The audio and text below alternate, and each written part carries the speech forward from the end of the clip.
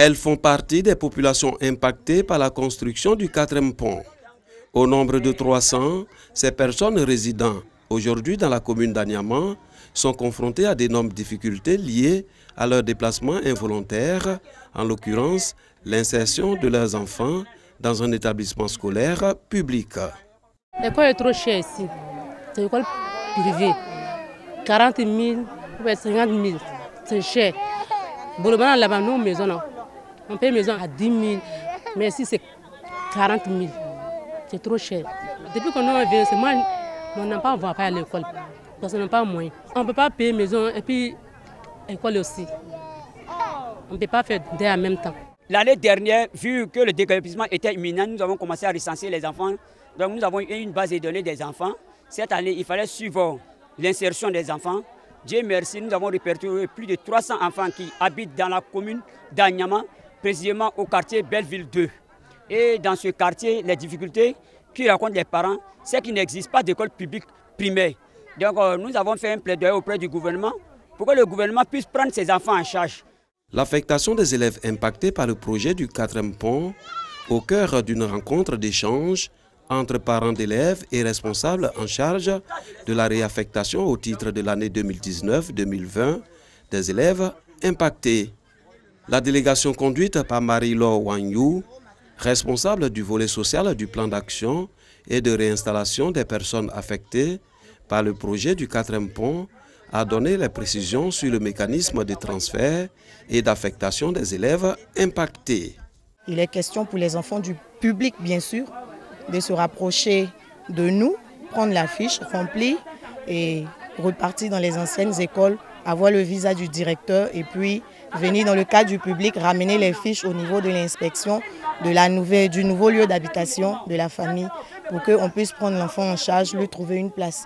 Pour le cas des enfants du collège, ceux qui sont nouvellement orientés, ceux de la 6e, de la 2e, ils sont chargés de remplir la même fiche et de la déposer à la direction de l'orientation, à l'immeuble Alpha 2000.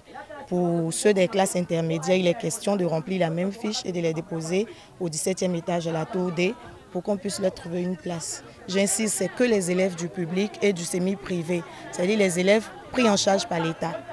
Les populations sont donc invitées à garder leur calme. Les responsables de l'insertion des élèves impactés par le projet du 4e pont rassurent que le processus prendra fin dans un mois afin que les élèves regagnent le plus tôt possible le chemin de l'école. Mobiliser 300 millions de francs CFA pour apporter aide et assistance aux orphelins, veuves et handicapés de Côte d'Ivoire. Voici l'objectif visé par l'ONG Bethel Food International à travers ce dîner-gala de bienfaisance. L'organisation veut collecter ces fonds pour la construction d'un centre de recueillement pour orphelins en Côte d'Ivoire. Une initiative qui vise à améliorer les conditions de vie de ces personnes vulnérables. Un toit pour les orphelins, le thème de ce dîner-gala de bienfaisance. Louer une maison à Abidjan, ce n'est pas facile et c'est difficile parce qu'il faut nourrir ces enfants. Tous ces enfants qui sont là, ce n'est pas tous qui sont à la maison parce qu'on ne peut pas les héberger dans 3 chambres salon. Pour cela, d'autres sont dehors, 60 sont dehors et 27 sont à la maison. Et nous croyons que Dieu va nous faire faveur pour cette fois-ci, pour que les gens nous entendent, les gens nous écoutent pour nous venir en aide. Je vous demande pardon. Venez nous aider. On a besoin d'un toit pour vivre. Nous n'avons pas un toit. C'est pourquoi je vous demande pardon. Venez nous aider. Depuis 2009, l'ONG Bethel Food International prend en charge 20 orphelins à Abidjan et une 60aine à l'intérieur du pays. L'ONG fait également des dons de vivres et non-vivres aux veuves et aux malades.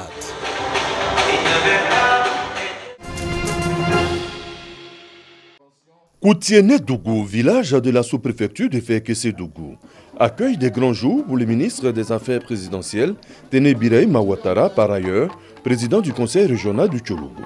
Ce village inaugure son dispensaire, sa maternité et 2 logements pour l'infirmier et la sage-femme, et a désormais accès à l'eau potable. Des investissements du conseil régional du Tchologo soutenu par la ministre Maya Toukone dans le cadre du Fonds national de solidarité avec le forage hydraulique à motricité solaire. À moins de 5 km de la Pisanka, ici, une école de 3 classes, 6 logements d'enseignants, des latrines et la cerise sur le gâteau, la mise sous tension électrique du village.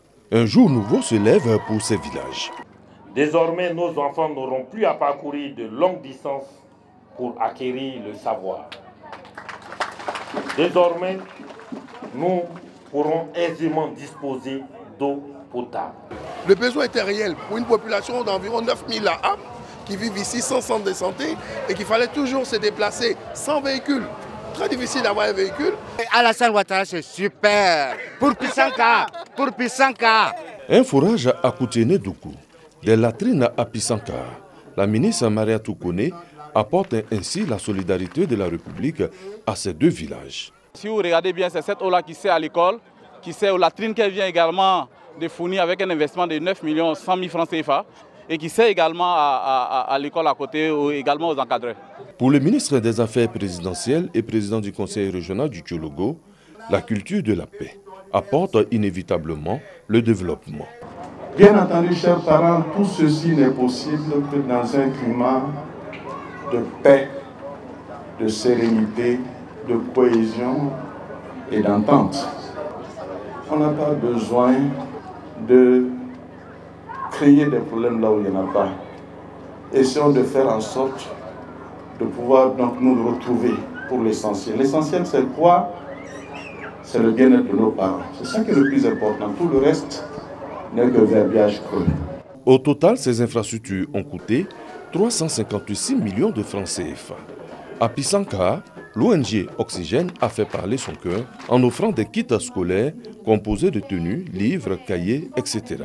La joie était au bout.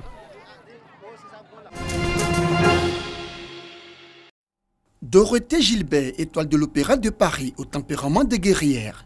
À 24 ans, elle a failli voir sa carrière s'arrêter net après une blessure qui l'a paralysée 6 mois. Elle brise le tabou en parlant de ses blessures et de ses difficultés.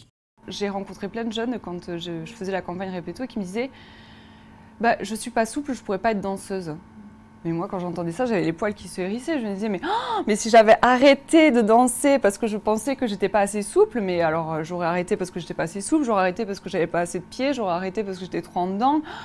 Et je serais jamais arrivée là où j'en suis aujourd'hui. J'ai pas été prise la première fois à l'école de danse, j'étais pas du tout le génie des cours préparatoires à l'école de danse, j'étais dans les dernières, donc c'était vraiment pas gagné pour moi. Mais en fait, j'avais confiance en mon travail, parce que j'avais remarqué que quand je travaillais, mon corps s'améliorait et du coup je voyais des progrès et je me rendais compte que c'était comme ça que j'allais y arriver en travaillant. Donc j'avais une telle confiance en mon travail que je me disais que quoi qu'il arrive, j'allais pouvoir toujours y arriver, toujours progresser sur certains points et du coup, pourquoi pas accéder jusqu'au titre d'étoile. Quand je suis rentrée dans le corps de ballet, il faut savoir qu'on fait des cours, on est 50, 60 danseurs dans la compagnie et que les professeurs ne donnent plus vraiment de correction particulière à chaque danseur. Et donc pour progresser, qu'est-ce qu'on fait? On doit regarder ceux qui dansent bien, se regarder soi, avoir la lucidité de voir ses qualités, ses défauts et essayer de travailler pour ressembler, entre guillemets, au travail de pied de cette danseuse-là qu'on adore ou au travail du corps de celle-ci. Et donc moi j'ai énormément progressé en faisant ça. Donc les jeunes aujourd'hui ils ont cet outil incroyable de pouvoir voir des danseurs du monde entier sur leur canapé, devant leur ordinateur et de pouvoir s'inspirer de tout ça. Moi je trouve ça génial. Dorothée Gilbert est à l'affiche en décembre dans le ballet Raymonda à l'Opéra de Paris.